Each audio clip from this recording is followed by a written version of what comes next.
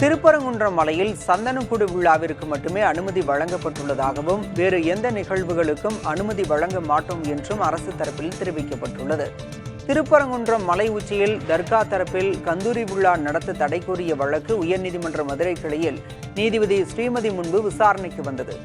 அப்போது மனுதாரர் தரப்பில் ஏற்கனவே மதுரை அமர்வு மலை உச்சியில் கால்நடைகளை பலியிடவும் அசைவ உணவுகளை பரிமாறவும் தடை விதித்துள்ளதாக தெரிவிக்கப்பட்டது. இதற்கு அரசு தரப்பில் சந்தனக்கூடு விழாவிற்கு மட்டுமே அனுமதி வழங்கப்பட்டுள்ளதாகவும் வேறு எந்த நிகழ்வுகளுக்கும் அனுமதி வழங்க மாட்டோம் என்றும் தெரிவிக்கப்பட்டது. தர்கா தரப்பில் இந்த மனு விசாரணைக்கே உகந்தது அல்ல என வாதிடப்பட்டது. இதையடுத்து வழக்கு தொடர்பாக அரசு மற்றும் தர்கா தரப்பில் விரிவான பதில் மனுவை தாக்கல் செய்ய உத்தரவிட்டு நீதிபதி வழக்கை ஒத்திவைத்தார். முன்னாள் முதல்வர் ஓ பன்னீர்செல்வம் ஆதரவாளரான முன்னாள் எம்எல்ஏ ஜேசிடி பிரபாகர் விஜய் முன்னிலையில் தாவேகவில் இணைந்துள்ளார். கடந்த 2011ஆம் ஆண்டு சட்டமன்ற தேர்தலில் அதிமுக சார்பில் வில்லிவாக்கம் தொகுதியில் போட்டியிட்டவர் ஜேசிடி பிரபாகர். அந்த தேர்தலில் சுமார் 10,000 வாக்குகள் வித்தியாசத்தில் வெற்றி பெற்று எம்எல்ஏ ஆனவர். ஜெயலலிதாவின் மறைவுக்கு பிறகு ஓ பன்னீர்செல்வத்தின் ஆதரவாளராக இருந்த ஜேசிடி பிரபாகர் அதிமுகவிலிருந்து கடந்த 2022ஆம் ஆண்டு நீக்கப்பட்டார். அதன் பிறகு பன்னீர்செல்வம் தலைமையிலான அதிமுக ஒருங்கிணைப்பு குழுவில் இணைந்து பிரிந்து சென்றவர்களை ஒன்றிணைக்கும் பணியில் ஈடுபட்டு வந்தார். இந்நிலையில் திடீரென தவிக தலைவர் விஜயை பட்டினப்பாக்கத்தில் உள்ள அவரது இல்லத்தில் சந்தித்த ஜேசிடி பிரபாகர் தன்னை தவிகவில் இணைத்துக் கொண்டார். இது தொடர்பாக புதிய தலைமுறைக்கு தொலைபேசி வாயிலாக பிரத்யேகமாக பேட்டியளித்த அவர், எம்ஜிஆரை கண்டபோது அடைந்த மகிழ்ச்சி தற்போது விஜயை கண்டபோது ஏற்பட்டதாக தெரிவித்துள்ளார். மத்திய உள்துறை அமைச்சர் அமித்ஷா 2 நாள் பயணமாக வரும் 4ஆம் தேதி திருச்சி வருகிறார். ஞாயிறு மாலை திருச்சி வரும் அவர் பாஜக மாநில தலைவர் நயினார் நாகேந்திரனின் தமிழகம் தலைநிமிர தமிழனின் பயணம் பொதுக்கூட்டத்தில் பங்கேற்கிறார். அன்று இரவு கூட்டணி கட்சி தலைவர்களுடன் முக்கிய ஆலோசனை நடத்தும் அமித்ஷா மறுநாள் 5ஆம் தேதி காலை ஸ்ரீரங்கம் ரங்கநாதர் கோயிலில் தரிசனம் செய்கிறார். தொடர்ந்து பாஜக மகளிரணி நடத்தும் மோடி பொங்கல் விழாவில் பங்கேற்றுவிட்டு மதியம் 1:05 மணிக்கு தனி விமானம் மூலம் டெல்லி புறப்படுகிறார். தேர்தல் நெருங்கும் நேரத்தில் அமித்ஷாவின் இந்த வருகை தமிழக அரசியலில் முக்கியத்துவம் பெறுகிறது. பொங்கல் பரிசு தொகுப்பு விநியோகத்தை வரும் 8ஆம் தேதி முதல்வர் மு.க. ஸ்டாலின் தொடங்கி வைக்க உள்ளார். பொங்கல் பரிசு தொகுப்பாக 1 கிலோ பச்சரிசி, 1 கிலோ சர்க்கரை, 1 முழு கரும்பு வழங்கப்படும் என அதிகாரப்பூர்வ அறிவிப்பு வெளியானது. ரொக்கப்பணம் வழங்குவது குறித்து தமிழ்நாடு அரசு தரப்பில் தற்போது வரை அதிகாரப்பூர்வ அறிவிப்பு வெளியாகவில்லை. இருப்பினும் ரொக்கப்பணம் வழங்குவது தொடர்பாக விரைவில் அறிவிப்பு வெளியாகும் என எதிர்பார்க்கப்படுகிறது.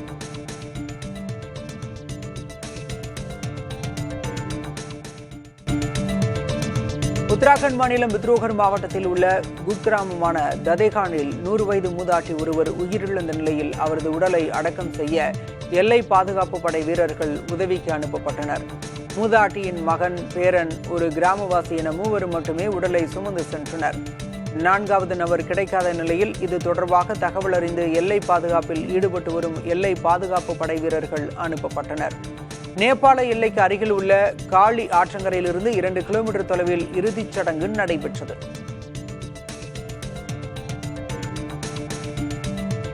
காஷ்மீர் மாநிலம் தோடா மாவட்டத்தில் வெண்பனி பொருத்திய மனம் கவரும் காலநிலை நிலவுகிறது. சில பகுதிகளில் கடும் குளிர் காரணமாக நீர்நிலைகள் உறைந்துள்ளன. பனி படர்ந்துள்ளதால் பல இடங்களில் போக்குவரத்து பாதிக்கப்பட்டது. பனியை அகற்றி பாதைகளை சீர் செய்யும் பணிகளும் நடைபெற்று வருகின்றன. குல்மார்க்கில் அதிகபட்சமாக -7 டிகிரி குளிர் நிலவியது. பகல் நேரத்தில் இதமான வெயில் அடிக்கும் நிலையில் இரவில் கடும் பனிப்பொழிவு நிலவுகிறது. உத்தரப்பிரதேச மாநில தலைநகர் லக்னோவில் நிலவும் கடும் பனிமூட்டம் மற்றும் காற்று மாசுபாட்டை குறைக்க லக்னோ மாநகராட்சி புகை எதிர்ப்பு துப்பாக்கிகளை பயன்படுத்த தொடங்கியுள்ளது. இந்த துப்பாக்கிகள் தண்ணீரை மிக நுண்ணிய திவலைகளாக காற்றில் தெளிப்பதன் மூலம் காற்றில் உள்ள மாசுக்களை நிலத்துக்கு கொண்டு வருகின்றன. லக்னோ நகரின் முக்கிய பகுதிகளில் நீர்த்திவலைகள் தெளிக்கப்படுகின்றன. காற்றின் தரம் தொடர்ந்து மோசமடைவதால் இந்த நடவடிக்கை எடுக்கப்பட்டுள்ளது.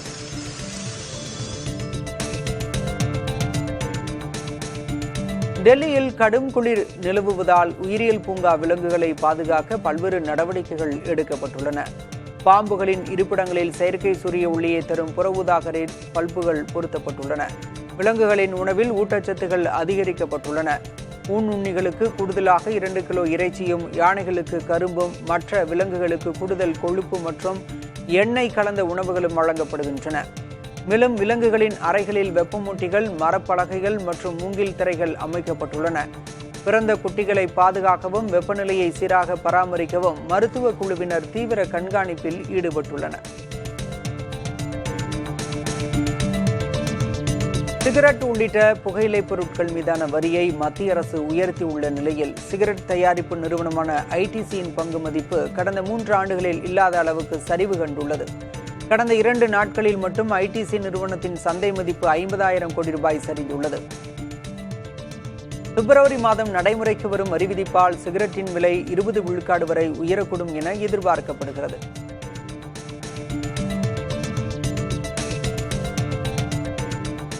திருமண உறவில் கணவர் பொருளாதார ரீதியாக மேலோங்கி இருப்பதோ அல்லது பணத்தை கையாளுவதில் ஆதிக்கம் செலுத்துவதோ சட்டப்படி மனைவியை கொடுமைப்படுத்துவதாக கருத முடியாது என உச்சநீதிமன்றம் தீர்ப்பளித்துள்ளது. தெலங்கானாவைச் சேர்ந்த ஒரு வரதட்சணை வழக்கை ரத்து செய்து நீதிபதிகள் ஆர் மகாதேவன், PV நாகரத்ன அமர்வு இந்த உத்தரவை பிறப்பித்துள்ளது. தனிப்பட்ட பகையை தீர்த்துக் கொள்ள குற்றவியல் சட்டத்தை பயன்படுத்தக்கூடாது என்றும், போதிய ஆதாரங்கள் இன்றி சுமத்தப்படும் இத்தகைய புகார்கள் சட்டத்தை தவறாக பயன்படுத்தும் முயற்சியை என்றும் நீதிபதிகள் எச்சரித்துள்ளனர்.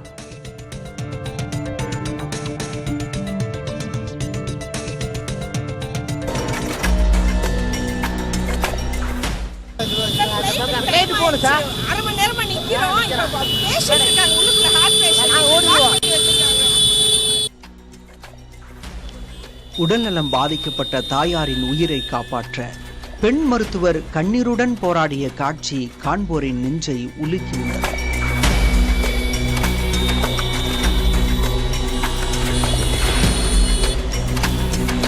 ராமநாதபுரம் மாவட்டத்தில் மருத்துவராக பணியாற்றி வருபவர் சுபாஷ் சங்கரி.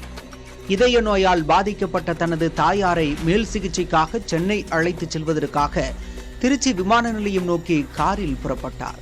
ஆனால் திருச்சி விமான நிலையத்திற்கு அருகில் புதுக்கோட்டை திருச்சி தேசிய நெடுஞ்சாலையில் இரும்பு தடுப்புகளை அமைத்து வாகனங்கள் எதுவும் செல்லாமல் காவல்துறையினர் தடுத்து நிறுத்தியிருந்தனர். அதே சாலையில் முதல்வர் சாலை வலம் சென்றதால் வாகனங்கள் எதுவும் அனுமதிக்கப்படவில்லை. மாற்றுப்பாதையில் வாகனங்களை திருப்பிவிடவும் காவல்துறையினர் நடவடிக்கை எடுக்காத காரணத்தால் மருத்துவர் சுபாஷ் சங்கரியின் கார் போக்குவரத்து நெரிசலில் சிக்கிக் கொண்டது. இந்த சூழலில் தாயாருக்கு நேரிட்ட மூச்சுத்திணறல் அவருக்கு மேலும் கவலையை ஏற்படுத்தியது. இதனால் காரிலிருந்து கீழே இறங்கிய மருத்துவர் சுபாஷ் சங்கரி தனது காரை விமான நிலையத்திற்கு செல்ல அனுமதியுங்கள் என்று போக்குவரத்து காவலர்களிடம் கண்ணீர் விட்டு கதறினார்.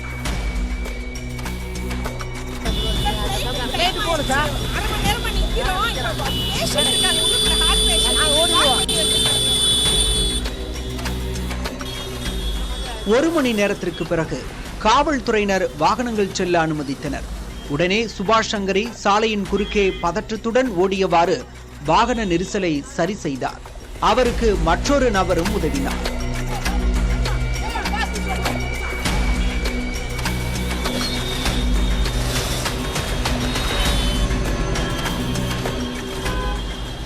இதைத் தொடர்ந்து திருச்சி விமான நிலையம் சென்ற பெண் மருத்துவர் சுபாஷ் சங்கரி தனது நிலையை விமான நிலைய அதிகாரிகளிடம் எடுத்து கூறி தாயாருடன் சென்னை புறப்பட்டு சென்றார்.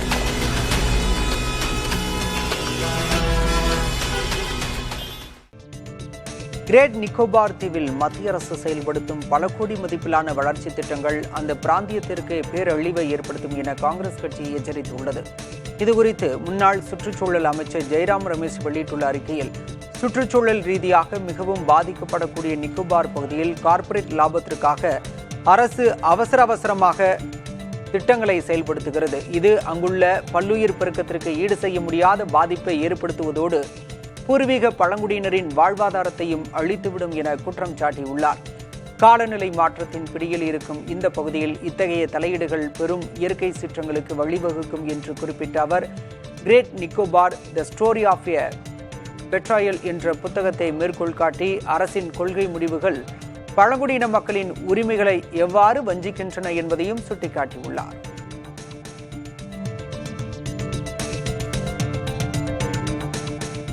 அகில இந்திய மராத்திய இலக்கிய மாநாட்டில் பேசிய மகாராஷ்டிர முதல்வர் தேவேந்திர பட்னவிஸ், மகாராஷ்டிராவில் மராத்தி மொழி மட்டுமே கட்டாயமாக்கப்படும் என்றும் வேறு எந்த மொழியும் திணிக்கப்படாது என்றும் உறுதியளித்துள்ளார். ஹிந்தி மொழியை கட்டாயமாக்குவது குறித்த சர்ச்சைகளுக்கு பதிலளித்த அவர், வெளிநாட்டு மொழிகளை வரவேற்பவர்கள் இந்திய மொழிகளை எதிர்ப்பது சரியல்ல, மாணவர்கள் தங்களுக்கு விருப்பமான இந்திய மொழிகளை தேர்வு செய்யும் சுதந்திரம் உள்ளது என்றார். மேலும் மராத்தி மொழிக்கு செம்மொழி அந்தஸ்து பெற்று தந்த பிரதமருக்கும் நன்றி தெரிவித்தார். மராத்தியராக இருப்பவரே மும்பை மேயராக தேர்வு செய்யப்படுவார் எனவும் பட்னவிஸ் தெரிவித்தார்.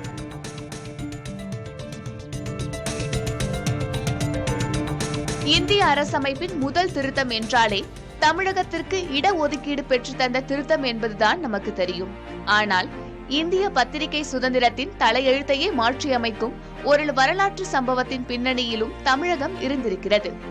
1950களில் பம்பாயிலிருந்து வெளியான கிராஸ் ரூட்ஸ் என்ற ஆங்கில வார இதழை அப்போதைய மெட்ராஸ் மாகாண அரசு பொது அமைதிக்கு குந்தகம் விளைவிப்பதாக கூறி தடை செய்தது.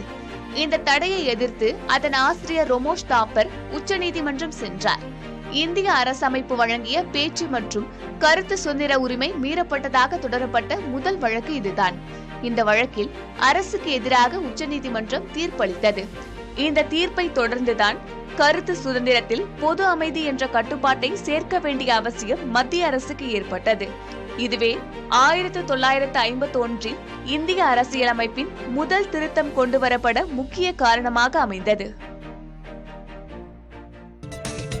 மெரினா கடற்கரையில் உணவுப் பொருட்கள், பொம்மைகள், ஃபேன்சி பொருட்கள் விற்கும் கடைகளை தவிர வேறு எந்த கடைகளையும் அமைக்கக்கூடாது என சென்னை உயர்நீதிமன்றம் உத்தரவிட்டுள்ளது. இது தொடர்பான வழக்கு மீண்டும் விசாரணைக்கு வந்தது. அப்போது தலைவர்களின் நினைவிடங்கள் அமைந்துள்ள பகுதியின் பின்புறம் உள்ள பகுதியையும் நீலக்கொடி சான்று பெற்ற பகுதியாக அறிவிக்க நடவடிக்கை எடுக்க வேண்டும் என்று உத்தரவிட்டனர். உழைப்பாளர் சிலையின் பின்புறம் அமைந்துள்ள நிரந்தர கடைகளை அகற்ற வேண்டும் என்றும் நீதிபதிகள் உத்தரவிட்டனர்.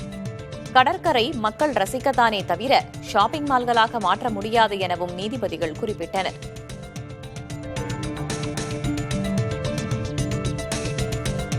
சூரியன் உதிப்பதும் மறைவதும் யதார்த்தம் என்று குடியரசு துணைத் தலைவர் சி.பி. ராதாகிருஷ்ணன் தெரிவித்துள்ளார். சென்னை மதுரவாயலில் நடைபெற்ற எம்ஜிஆர் பல்கலைக்கழக பட்டமளிப்பு விழாவில் பேசிய அவர், மாணவர்கள் தோல்வியை கண்டு துவளாமல் மாற்றங்களுக்கு ஏற்ப தங்களை புதுப்பித்துக் கொள்ள வேண்டும் என்று அறிவுறுத்தினார். சூரிய உதயம் போலவே மறைவும் யதார்த்தமானது என்பதை சுட்டிக்காட்டிய அவர், வெற்றியும் தோல்வியும் மாறி மாறி வரும் என்பதை மாணவர்கள் உணர வேண்டும் என்று கேட்டுக் கொண்டார். இந்நிகழ்ச்சியில் அமைச்சர் மா. சுப்பிரமணியன், பாஜக மாநில தலைவர் நைனா நாகேந்திரன் உள்ளிட்டோரும் பங்கேற்றனர். வெற்றியும் தோல்வியும் என்பது மாறி மாறி வரக்கூடியது என்பதை நாம் அனைவரும் உணர வேண்டும். எப்படி காலையிலே சூரியன் உதிக்கிறானோ அப்படி உதிக்கின்ற பொழுதே அது மாலையிலே மறைந்துவிடும் என்பது யதார்த்தம். மதிமுக பொதுச் செயலர் வைகோ அனாவசியமாக நடைப்பயணத்தில் உடலை வருத்திக் கொள்ள வேண்டாம் என்று பாஜகவின் மூத்த தலைவர் தமிழிசை சவுந்தரராஜன் அறிவுறுத்தியுள்ளார். சென்னையில் செய்தியாளர்களிடம் பேசிய அவர், வைகோ நடைப்பயணத்தை போதைக்கு வழி செய்பவரே துவக்கி வைப்பது எப்படி சரியாகும் என கேள்வி எழுப்பினார். அத்தனை சட்டம் ஒழுங்கு பிரச்சினைக்கும் காரணம் போதைதான் என்று கூறிய தமிழிசை, அறிவாலயத்திற்கு சென்று வலியுறுத்தினாலே போதை கட்டுப்படுத்தப்படும் என்று வைகோவின் நடைப்பயணம் குறித்து விமர்சித்துள்ளார். போதையின் பாதையை அடைக்கிறேன் என்று சொல்லிவிட்டு இன்றைக்கு தமிழ்நாட்டில் இருக்கிற அத்தனை சட்டம் ஒழுங்கு பிரச்சனைக்கு காரணம் போதை தான். அதே மாதிரி ஒரு அமைச்சர் ஜீரோ கஞ்சா அப்படின்னு சொல்லிட்டு இருக்கிற நேரத்திலே மத்தியானம் கஞ்சா வைத்திருப்பவர் பிடிபடுகிறார். அண்ணன் வைகோ அவர்கள் அறிவாலயத்துக்கு தான் நடைபயணம் போயிருக்கணும். தமிழ்நாட்டில் அறிவாலயத்துல இருந்தானே முடிவு எடுக்கணும், போதை இல்லாத தமிழகத்தையும் டாஸ்மாக் இல்லாத தமிழகத்தையும். அதனால அவர் இப்படி போறதுக்கு பதிலா அறிவாலயத்துக்கு தான் அவர் நடைபயணம் செய்திருக்கிறார். முன்னாள் முதல்வர் எம்ஜிஆரின் புகழை அழிக்க நினைக்கும் முதல்வர் மு க ஸ்டாலினுக்கு தமிழக மக்கள் தக்க பாடம் புகட்டுவார்கள் என அதிமுக பொதுச் செயலர் எடப்பாடி கே. பழனிசாமி தெரிவித்துள்ளார்.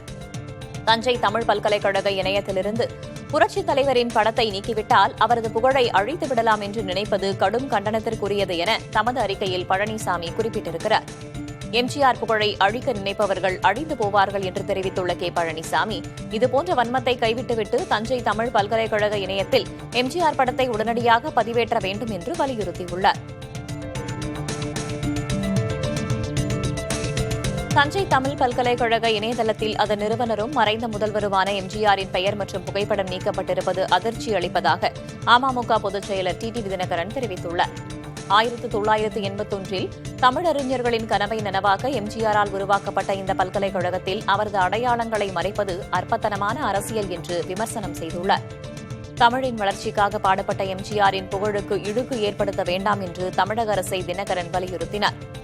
எம்ஜிஆரின் பெயர் மற்றும் புகைப்படம் இணையதளத்தில் மீண்டும் இடம்பெறுவதை அரசு உடனடியாக உறுதி செய்ய வேண்டும் என்றும் அவர் கேட்டுக் கொண்டுள்ளார்.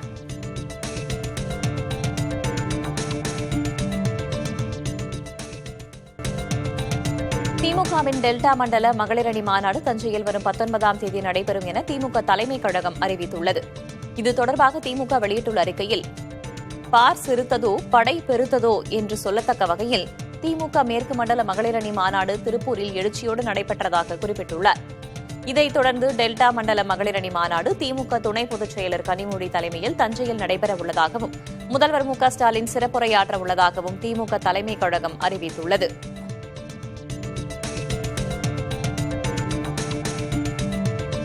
சிலரது சுயநலத்திற்காக தமிழ்நாடு காங்கிரஸ் அழிவின் பாதையில் சென்று கொண்டிருப்பதாக அக்கட்சியின் எம்பி ஜோதிமணி தெரிவித்துள்ளது அரசியல் வட்டாரத்தில் பரபரப்பை ஏற்படுத்தியுள்ளது. இது தொடர்பாக சமூக வலைதளத்தில் பதிவிட்டுள்ள அவர், தமிழ்நாடு காங்கிரஸில் எந்தவித கட்டுப்பாடுமற்று தொடரும் உட்கட்சி பிரச்சினைகள் மிகுந்த மனச்சோர்வை ஏற்படுத்துவதாக தெரிவித்துள்ளார். காங்கிரசின் மூத்த தலைவர் ராகுல் காந்தியின் தன்னலமற்ற அரசியலுக்கு நேர் எதிரான பாதையில் தமிழ்நாடு காங்கிரஸ் சென்று கொண்டிருப்பதாகவும் கட்சியில் நடைபெறும் விஷயங்கள் மிகுந்த கவலை தருவதாகவும் குறிப்பிட்டுள்ளார். தனது கட்சி நாடாளுமன்ற உறுப்பினரை தேர்தல் நேரத்தில் தேர்தல் ஆணையத்திற்கு வாக்குச்சாவடி முகவர் பட்டியலை கொடுக்க விடாமல் முடக்க வேண்டும் என்று எந்தவொரு அரசியல் கட்சியும் நினைக்காது என்றும், ஆனால் காங்கிரஸ் கட்சியில் அது நடப்பதாகவும் ஜோதிமணி குற்றம் சாட்டியுள்ளார். காங்கிரஸில் மாவட்ட நிர்வாகிகளை மாற்றும் நடவடிக்கையில் கட்சி மேலிடம் ஈடுபட்டிருக்கும் நிலையில் ஜோதிமணியின் குற்றச்சாட்டு முக்கியத்துவம் வாய்ந்ததாக கருதப்படுகிறது.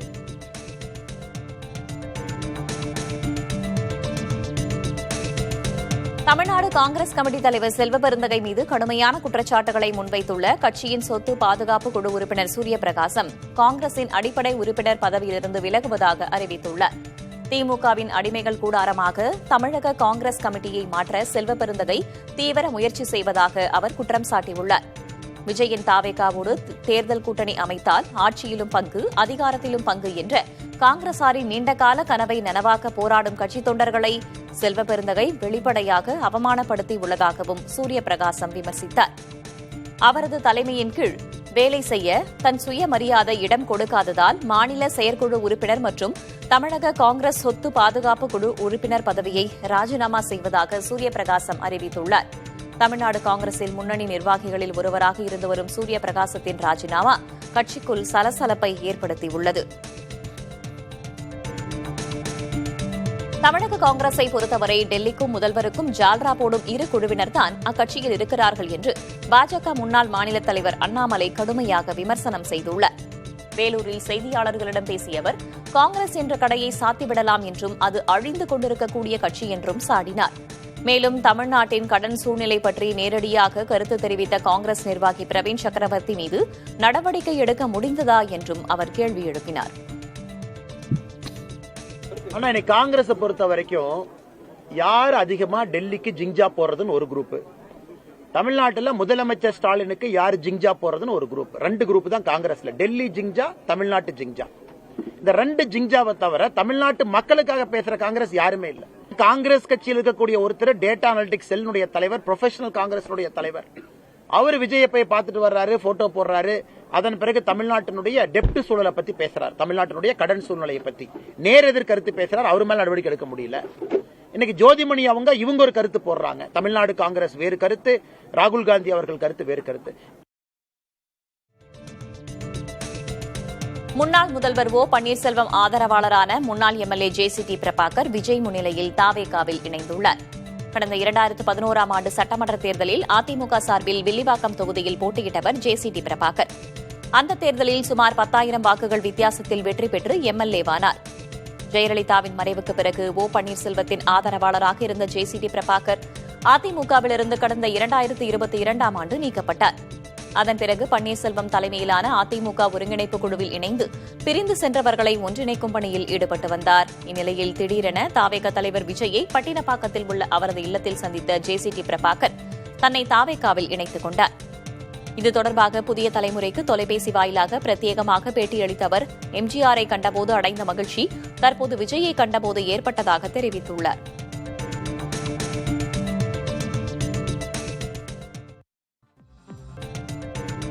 நாட்டில் மின்னணு உதிரி பாகங்கள் உற்பத்தியை அதிகரிக்க மத்திய அரசு தீவிர நடவடிக்கை எடுத்து வருகிறது. இதன் ஒரு பகுதியாக 41,863 கோடி ரூபாய் மதிப்பிலான 22 திட்டங்களுக்கு அனுமதி வழங்கப்பட்டுள்ளது.